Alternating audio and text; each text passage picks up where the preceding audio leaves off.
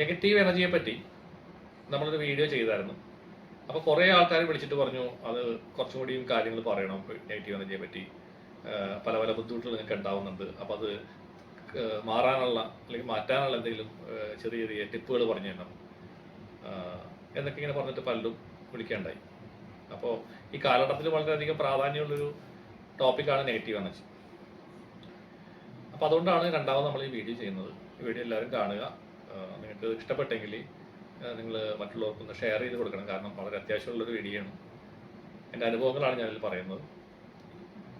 അപ്പോൾ ഇതുപോലെ ഒത്തിരി വീഡിയോകൾ നമ്മൾ പുതിയത് ചെയ്യുന്നുണ്ട്. എൻ്റെ അനുഭവങ്ങൾ, എൻ്റെ സ്പിരിച്വൽ എക്സ്പീരിയൻസുകൾ, ദൈവീ ദർശനം ഉണ്ടായ കാര്യങ്ങൾ, അത്തരം കാര്യങ്ങളൊക്കെ ഞാൻ ഈ വീഡിയോയിൽ പറയുന്നുണ്ട്. അപ്പോൾ അനുഭവങ്ങളാണ് എല്ലാം. ഇപ്പം നെഗറ്റീവ് എനർജി നമ്മുടെ ശരീരത്തിൽ വന്നു കഴിഞ്ഞാൽ സാധാരണ ഉണ്ടാകുന്ന പൊതുവായ ലക്ഷണങ്ങൾ എന്താണെന്ന് വെച്ച് കഴിഞ്ഞാൽ വിട്ടുമാറാത്ത ഗ്യാസ്ട്രിക് പ്രോബ്ലം. എപ്പോഴും നമുക്ക് വയറിന് ഭയങ്കര ഗ്യാസായിരിക്കും. മുകളിലോട്ട് ഗ്യാസ് കയറുക, കഴുത്തിലോട്ട് ഗ്യാസ് കയറുക, അല്ലെങ്കിൽ തലവേദന, ആ ഗ്യാസ് കയറിയിട്ട് തലയിൽ വന്നു കഴിയുമ്പോൾ തലവേദന വരും. അങ്ങനെയൊക്കെയുള്ള പ്രോബ്ലംസ് ഉണ്ടാകുക. ഭക്ഷണം കഴിക്കുന്ന ഡൈജഷൻ പ്രോപ്പറായിട്ട് നടക്കത്തില്ല. അത്തരം വിഷയങ്ങൾ, ഉദരസംബന്ധമായ പ്രശ്നങ്ങൾ.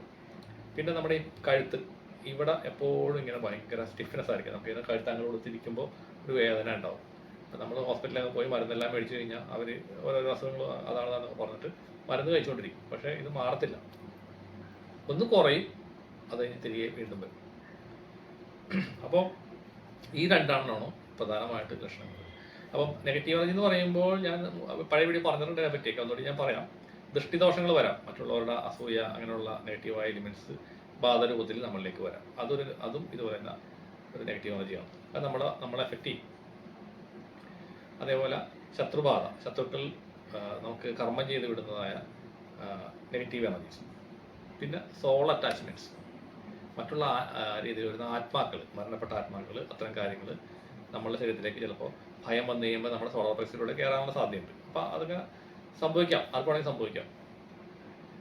അപ്പം അത് നമ്മളെ ബാധിക്കുന്നത് ഇത് നമ്മുടെ എനർജി ബോഡിയിൽ വരുന്നു, മെൻ്റൽ ബോഡിയിലേക്ക് വരുന്നു, ഫിസിക്കൽ ബോഡിയിലേക്ക് വരുന്നു.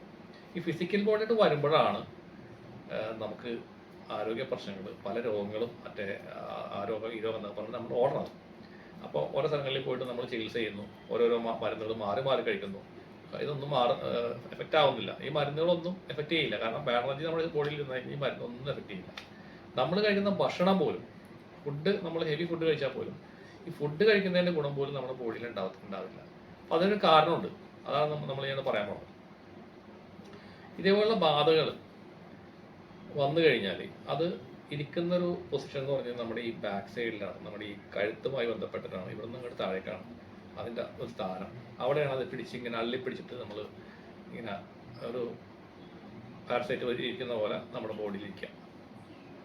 അതുകൊണ്ടാണ് അവരാ പിടിച്ചിരിക്കുന്ന സ്ഥലത്ത് നമുക്ക് എപ്പോഴും ഭയങ്കരമായ ബുദ്ധിമുട്ടായിരിക്കും. ഇപ്പോൾ ഭയങ്കര അതിനെ പിടിച്ചു കഴിഞ്ഞാൽ നമുക്ക് കല്ല് പോലെയൊക്കെ ഇരിക്കും, അല്ലെങ്കിൽ ഒരു സ്റ്റിഫ്നെസ്, എപ്പോഴും ഇറിറ്റേഷൻ ആയിരിക്കും നമുക്ക് അവരവിടെ ഇരുന്നുകൊണ്ട്, ആ എനർജി അവിടെ ഇരുന്നുകൊണ്ട് നമ്മുടെ വയറിലേക്കാണ് പിന്നെ അവരുടെ ആൻറ്റിനെ കണക്ട് ചെയ്യുന്നത്. എന്തിനാണെന്നറിയോ? അവർക്ക് ഇരിക്കണമെങ്കിൽ എനർജി വേണം. ആ എനർജി എടുക്കുന്നത് നമ്മുടെ കിച്ചൺ എന്ന് പറഞ്ഞാൽ നമ്മുടെ സ്റ്റൊമക്കാണ്. അവിടെ നിന്നാണ് അവർ എനർജി എടുക്കുക, നമ്മൾ കഴിക്കുന്ന ഫുഡിൽ നിന്ന്. അപ്പോൾ നമ്മൾ എന്തോരം ഫുഡ് കഴിച്ചാലും ഇതിൻ്റെ എനർജി ഇങ്ങനെ എടുത്തുകൊണ്ടേയിരിക്കും. അവരിങ്ങനെ കൂടുതൽ സ്ട്രോങ് ആയിക്കൊണ്ടിരിക്കും. നമ്മുടെ ബോഡിയിലേക്ക് കിട്ടേണ്ടതായ സാധനങ്ങളൊന്നും കിട്ടത്തില്ല, എനർജി മുഴുവൻ വലിച്ചെടുക്കും. അതാണ് സംഭവിക്കുന്നത്. അപ്പോൾ ഇങ്ങനെ സംഭവിക്കുമ്പോൾ എന്താണ്ടാവണമെന്ന് വെച്ച് കഴിഞ്ഞാൽ നമ്മളുടെ ബോഡിക്കൊരു പ്രത്യേകതയുണ്ട്. എന്ത് സാധനം നമ്മുടെ ഉള്ളിൽ വന്നാലും, അൺവാണ്ടഡ് സാധനം വന്നു കഴിഞ്ഞാൽ, ഒരു വിഷം കഴിക്കുകയാണ്, എന്തെങ്കിലും സാധനം കഴിച്ചു കഴിഞ്ഞാൽ അപ്പോൾ തന്നെ ബോഡി വൊമിറ്റ് ചെയ്യും.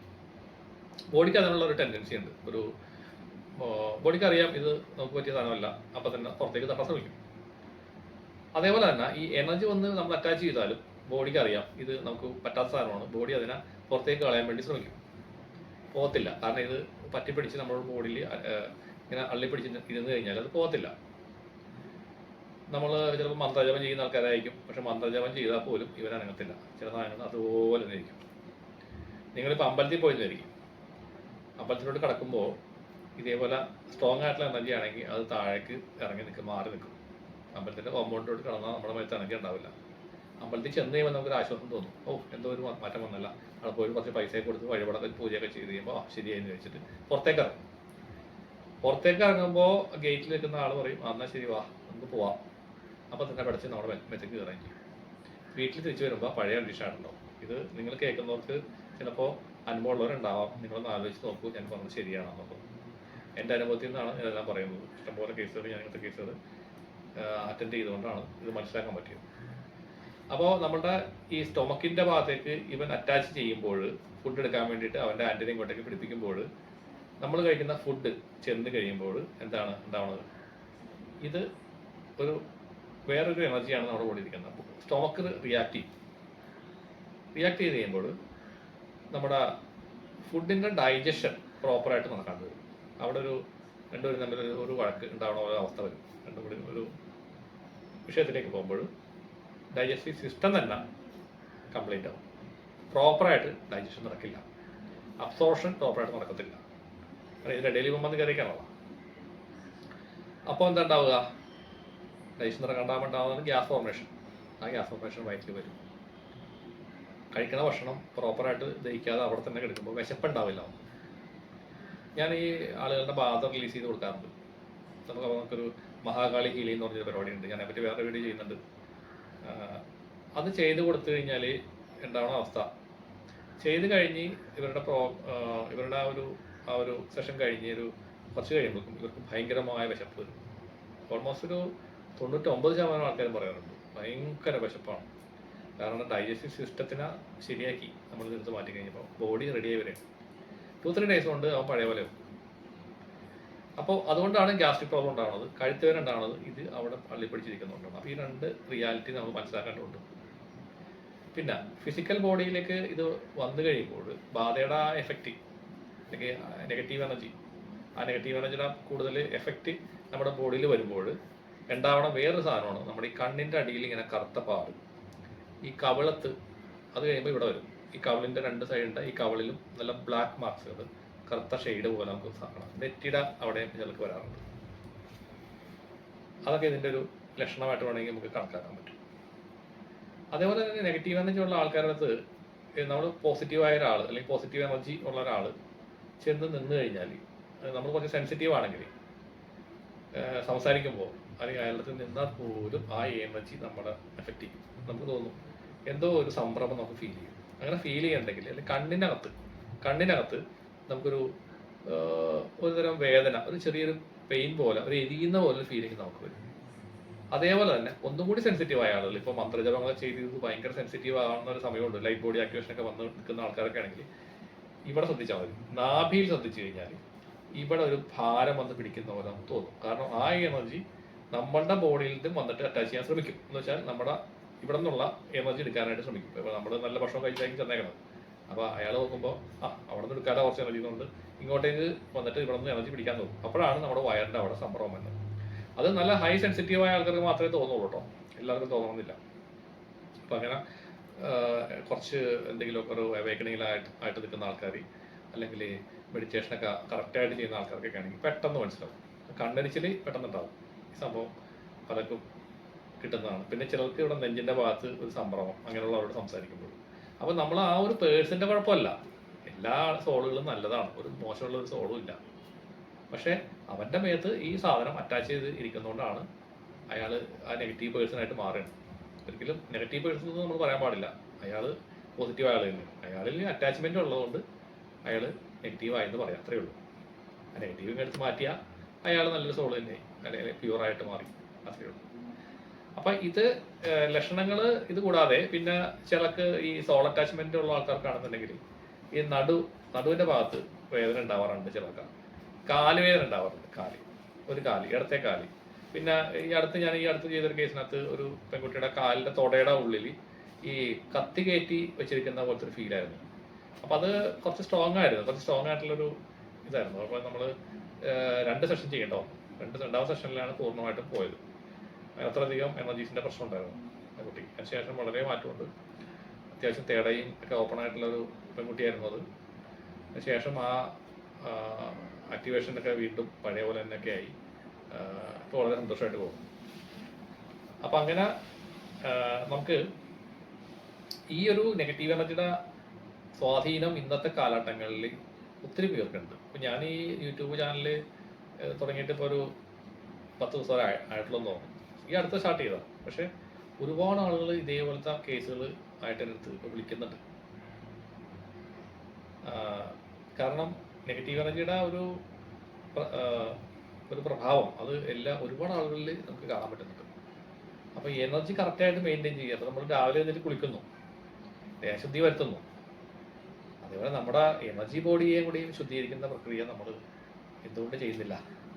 നിങ്ങൾക്ക് ആരോഗ്യത്തോടെ ഇരിക്കാം. ഇത് പ്രോപ്പറായിട്ട് ചെയ്തു പോകാൻ വേണം. നമ്മളതിന് ഒരു കണ്ടിന്യൂറ്റി വേണമെന്നാണ്. ഇത് ഒരു പ്രാവശ്യം ചെയ്തിട്ട് ജീവിതകാലം മുഴുവനും നമ്മുടെ എനർജി ബോഡി കറക്റ്റ് ആയിക്കണമെന്ന് ഒരിക്കലും നിങ്ങൾ ചിന്തിക്കരുത്. ഇപ്പോൾ ചില ആൾക്കാർ ചോദിക്കാറുണ്ട്, ഇപ്പോൾ നമ്മൾ എനർജി ക്ലിയറിങ് ചെയ്തു പോകുന്ന ഒരാൾ അതിന് നമുക്കൊരു പേയ്മെൻറ്റ് കാര്യങ്ങളൊക്കെ വാങ്ങിയിട്ട് തന്നെ ചെയ്യുന്നത്. ഇതൊന്നും ഫ്രീ ഇല്ല, എല്ലാം പൈസ വാങ്ങിയിട്ട് ചെയ്യുന്ന പരിപാടികളാണ്. എനർജി എക്സ്ചേഞ്ച് എന്ന് പറഞ്ഞു കഴിഞ്ഞാൽ അത് വളരെ ഇമ്പോർട്ടൻ്റ് ആണ്. എനർജി എക്സ്ചേഞ്ച് നമ്മൾ ചെയ്തില്ലെങ്കിൽ കർമ്മ ചെയ്യുന്ന വ്യക്തിയിലോട്ട് തിരിച്ചു വരും. അതാണ് കുഴപ്പം. അതുകൊണ്ട് എനർജി എക്സ്ചേഞ്ച് വാങ്ങാതെ ആരും ഇത് ചെയ്യാറില്ല. ഞാനും എനർജി എക്സ്ചേഞ്ച് എടുക്കുന്നുണ്ട്. അപ്പോൾ അത് നമ്മൾ ചെയ്തിട്ട് പോയി 1 മാസം കഴിഞ്ഞു, അയാൾക്ക് വീണ്ടും സമാനമായ പ്രശ്നം വന്നു. അപ്പോൾ അവർ നമ്മൾ ചോദിക്കുന്ന ചോദ്യം എന്താ അറിയോ? സാറേ, കഴിഞ്ഞ പ്രാവശ്യം ചെയ്തിട്ട് അത് ശരിയായില്ലെന്ന് തോന്നുന്നു, എനിക്ക് വീണ്ടും ആ പ്രശ്നങ്ങൾ തുടങ്ങിയിട്ടെന്ന് പറയും. അപ്പോൾ അവിടെ അതൊരു വലിയൊരു ചോദ്യമാണ്. കാരണം അയാൾക്ക് സ്ഥായിയായിട്ടൊരു ശത്രു ഉണ്ടാവാം, അയാൾ ഉപദ്രവിക്കുന്ന ഒരാൾ സ്ഥായിയായിട്ടുണ്ടാവും. അപ്പോൾ അയാളുടെ കർമ്മമായിട്ട് ബന്ധപ്പെട്ട് ഇങ്ങനെ ശത്രുവാകും, അയാളുടെ പാസ്റ്റ് ലൈഫിൽ നിന്നുള്ള ശത്രുവാകും. കാരണം അത്തരം ആളുകൾ ഇപ്പോൾ ഈ ജന്മത്തിന് നമ്മളിങ്ങനെ ഓരോ ആളുകളെ മാന്ത്രികം ചെയ്ത് ഉപദ്രവിക്കുന്ന ഒരാളെന്ന് വിചാരിക്കും. ഉദാഹരണത്തിന് അവൻ ചെയ്തതിന് തിരിച്ച് അവനത് കിട്ടണ്ടേ? അപ്പോൾ അടുത്ത ജന്മത്തിലോട്ട് പോകുമ്പോഴായിരിക്കും അയാൾക്ക് അത് വരിക. അപ്പോൾ അതേപോലെ ഒരു ശത്രു അവിടെ വേറെ ഉണ്ടാവും അയാളെ ഉപദ്രവിക്കാനായിട്ട്. അപ്പോൾ അയാളിങ്ങനെ ഉപദ്രവിച്ചുകൊണ്ടേയിരിക്കും. അപ്പോൾ ഒരു പ്രാവശ്യം നമ്മളെടുത്ത് മാറ്റി എന്ന് വെച്ചിട്ട് രണ്ടാമത് വീണ്ടും ആ ശത്രു ഉപദ്രവിച്ചാൽ വീണ്ടും ആ എനർജി നമ്മുടെ ശരീരത്തിൽ വരും. അപ്പോൾ ഈ കാര്യങ്ങൾക്ക് ഒറ്റ സൊല്യൂഷനേ ഉള്ളൂ. നമ്മൾ എല്ലാവരും സ്പിരിച്വാലിറ്റിയിലേക്ക് വരിക. നമ്മൾ സ്പിരിച്വലി നമ്മൾ ഉയരുക. അതാണ് അതിനുള്ള വഴി. എപ്പോഴും നമുക്കൊരാളുടെ പുറകെ പോകാൻ പറ്റില്ല. എത്ര നാൾ പോകും നമ്മൾ ആലോചിച്ച് നോക്കും. ഹീലിങ്ങിന് വേണ്ടിയിട്ടോ അല്ലെങ്കിൽ ബാധ ഒഴിപ്പിക്കാനോ എന്നൊക്കെ പറഞ്ഞിട്ട് നമ്മളിങ്ങനെ നടന്നുകൊണ്ടിരിക്കും. അത് നമ്മുടെ ഒരു ജോലിയായിട്ട് മാറും. അതല്ല ശരിക്കും പറഞ്ഞാൽ വേണ്ടത്. നമ്മൾ സ്വയം ഇതിനോട് വേണ്ടുന്നതായ കാര്യങ്ങൾ പഠിക്കുകയും അതിനുള്ള കാര്യങ്ങൾ എങ്ങനെ നമ്മൾ കുളിക്കുന്ന പോലെ ഇതിനുള്ള എനർജി ബാത്ത് നടത്താനുള്ള കാര്യങ്ങൾ പഠിച്ച് മനസ്സിലാക്കി മുന്നോട്ട് പോയാൽ ലൈഫിൽ വളരെയധികം മാറ്റങ്ങൾ നിങ്ങൾക്ക് ഉണ്ടാവും. നിങ്ങളുടെ സോള് ഹയർ ലെവലിലേക്ക് പോവുകയും ചെയ്യും. ഇതാണ് എൻ്റെ ഒരു തിയറി. ഞാൻ അങ്ങനെയൊക്കെ തന്നെയാണ് ഞാനിത് ഈ കാര്യങ്ങളൊക്കെ പഠിച്ചത്. സ്വയം പഠിച്ചതാണ് പല കാര്യങ്ങളും. റെക്കി മാത്രമാണ് ഞാൻ ഒരു ടീച്ചറിന് പോയിട്ട് പഠിച്ചിട്ടുള്ളൂ. അത് ഞാനിവിടെ പഠിപ്പിക്കുന്നുണ്ട്. അല്ലാതെയുള്ള മറ്റുള്ള എല്ലാ കാര്യങ്ങളും ഞാൻ മെഡിറ്റേഷനിലൂടെ കിട്ടിയിട്ടുള്ള കാര്യങ്ങളാണ് കംപ്ലീറ്റ്. അപ്പോൾ നിങ്ങൾക്ക് അങ്ങനെ വേണമെങ്കിൽ കാണുന്നുണ്ടെങ്കിൽ റെക്കി പഠിക്കാം. അതൊരു നല്ലൊരു ഓപ്ഷനാണ്. റെക്കിയിൽ ഈ സിമ്പിൾസ് എല്ലാം ഉണ്ട്. റെക്കിയെ പറ്റി ഞാൻ വീഡിയോസ് ഇവിടെ ചെയ്തിട്ടുണ്ടായിരുന്നു, 2-3 വീഡിയോ ചെയ്തിട്ടുണ്ടായിരുന്നു. അപ്പോൾ നിങ്ങളുടെ അടുത്തുള്ള ഏതെങ്കിലും ടീച്ചറിന് പോയിട്ട് നിങ്ങൾക്ക് പഠിക്കാം. അല്ലെങ്കിൽ നല്ല ഏതെങ്കിലും മാസ്റ്റേഴ്സിനെ സെലക്ട് ചെയ്തിട്ട് പഠിക്കാവുന്നതാണ്. അപ്പോൾ അത് നല്ലതാണ്. കാരണം റെക്കി എന്ന് പറഞ്ഞു കഴിഞ്ഞാൽ ഒന്നുള്ളതിലും നല്ല, ഞാനത് പഠിച്ചതുകൊണ്ട് പറയല്ല, എൻ്റെ എക്സ്പീരിയൻസിൽ നിന്ന് പറയുന്നതാണ്. ഏറ്റവും നല്ല ഒരു ഹീലിംഗ് മെത്തേഡാണ്. സെൽഫ് ഹീലിംഗ് ഏറ്റവും ബെസ്റ്റാണ്. പിന്നെ മറ്റുള്ള വീട്ടിലുള്ള കുടുംബങ്ങൾക്ക് നമുക്ക് വേണമെങ്കിൽ ഇത് ചെയ്ത് കൊടുക്കാൻ പറ്റും. കാരണം ആർക്കെങ്കിലും എന്തെങ്കിലും അസുഖങ്ങൾ വന്നു കഴിഞ്ഞാൽ അത്യാവശ്യം നമുക്ക് പ്രൈമറി ആയിട്ടെങ്കിലും നമുക്കിതൊന്ന് പരീക്ഷ നോക്കാവുന്നതാണ്. പിന്നെ മെഡിക്കൽ അറ്റൻഷൻ വേണമെങ്കിൽ മാത്രം നമ്മൾ ഹോസ്പിറ്റലിലേക്ക് പോയാൽ മതി. അങ്ങനെ ഒരു സൗകര്യമുണ്ട് ഇത് പഠിച്ചു കഴിഞ്ഞാൽ. പ്രൊട്ടക്ഷൻ ഉണ്ട് അതിനകത്ത്. പ്രൊട്ടക്ഷൻ എടുക്കാവുന്ന വിദ്യകളുണ്ട്. എനർജിയുടെ പ്രൊട്ടക്ഷൻ എടുക്കാനുള്ള സിമ്പിൾസ് ഉണ്ട് അതിനകത്ത്. അപ്പോൾ ആ സിമ്പിൾസൊക്കെ നമ്മൾ ഉപയോഗിച്ച് കഴിഞ്ഞാൽ നമുക്കത് വളരെയധികം ബെറ്റർ ആയിരിക്കും. നിങ്ങൾ വാഹനം ഓടിക്കുമ്പോൾ പോലും നിങ്ങൾക്ക് പ്രൊട്ടക്ട് ചെയ്യാൻ പറ്റും. അത്തരം കാര്യങ്ങളുണ്ടായിരുന്നു. അപ്പോൾ റെക്കി പഠിക്കാന്നുള്ളൊരു മാർഗമാണ്. പിന്നെ നിങ്ങൾക്ക് എല്ലാം അറിയാവുന്ന ഒരു മെത്തേഡുണ്ട്. നമ്മൾ കല്ലുപ്പ് അല്ലെങ്കിൽ പൊടിയുപ്പ് നമ്മൾ മേത്ത് കംപ്ലീറ്റ് തേച്ചിട്ട് ചൂടുവെള്ളത്തിൽ കുളിക്കാന്നുള്ളത്. അത് സോൾട്ട് ബാത്ത് നടത്തണമെങ്കിൽ വളരെ നല്ലതാണ്. അത് അന്ന് ചെയ്യുകയാണെങ്കിൽ ഡെയിലി ചെയ്യുന്ന ആൾക്കാരൊക്കെ ഉണ്ട് കേട്ടോ. അപ്പോൾ ഡെയിലി നമ്മൾ ജോലിക്ക് പോയി മടങ്ങി വരുമ്പോൾ എന്തെങ്കിലുമൊക്കെ അൺവാണ്ടർ എനർജിയൊക്കെ ചെറുതായിട്ടൊക്കെ വന്നിട്ടുണ്ടെങ്കിൽ അതങ്ങോട്ട് പോയി കിട്ടും. പിന്നെ നമ്മൾ വേറെ എന്ത് ചെയ്യാൻ പറ്റുമെന്ന് വെച്ച് കഴിഞ്ഞാൽ നമ്മൾ പഴയ കാലത്ത് ചെയ്തിരുന്നതായ നമ്മളിങ്ങനെ ഒഴിഞ്ഞ് കത്തിക്കുന്നതായ ഒരു പരിപാടിയുണ്ട്. കല്ലുപ്പ്, ചുവന്ന മുളക്, കടുക്, മഞ്ഞപ്പൊടി, ഒരു കഷ്ണം കർപ്പൂരം ഒരു പേപ്പറിലിട്ടിട്ട് നമ്മളിങ്ങനെ ഒഴിയുക. ഒരു 7 പ്രാവശ്യം ഇങ്ങനെ ഒഴിഞ്ഞാൽ 7 തിരിച്ച് ഒഴിയുക. അങ്ങനെ ഒഴിഞ്ഞിട്ട് ഫയറിലിട്ട് അത് കത്തിച്ച് കളയുക. അത് നമ്മൾ പുറത്ത് എവിടെയെങ്കിലും ഫയർ ഉണ്ടാക്കിയിട്ട് വീണ്ടും പുറത്ത് വേണം ചെയ്യാനായിട്ടാ. പുറത്തേക്ക് കൊണ്ടുപോയി കളയണം. ആ ഫയറിലേക്ക് കൊണ്ടുവന്ന് ഇട്ട് കഴിഞ്ഞാൽ അതവിടെ പൊങ്ങി വെക്കും. അതൊരു മെത്തേഡാണ്. അതൊക്കെ സിമ്പിളായിട്ട് നിങ്ങൾക്ക് 5 രൂപ ചിലവില്ലാണ്ട് ചെയ്യാൻ പറ്റുന്ന കാര്യങ്ങളാണ്.